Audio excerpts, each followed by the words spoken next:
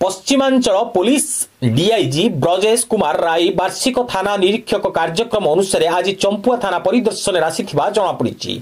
आज मध्याह्न 1 घंटिका समय पश्चिमांचल डीआईजी श्री ब्रजेश कुमार राय, केन्दुझर एसपी नितिन कुलस्कर और प्रोबेशनरी आईपीएस श्री राकेश साहू चंपुआ थाना रे पहुंचवा परे चंपुआ एसडीपीओ विजय कुमार मल्लिक और चंपुआ थाना आईआईसी अविनाश परिड़ा नेतृत्व में उपस्थित थिबा समस्त पुलिस कर्मचारी माने तांकु अभिवादन जणाइथिले।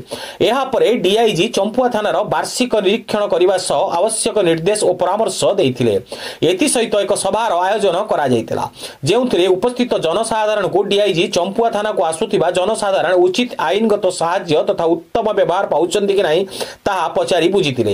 एहा सहित उपस्थित जनता सहित अन्य समस्या उपरे आलोचना करिथिले। उक्त सभारे चंपुआ जनसाधारण और गणमाध्यम प्रतिनिधि माने उपस्थित रहिथिले। चंपुआरु सुशांत कुमार सेठी को रिपोर्ट अनुध्यान टीवी।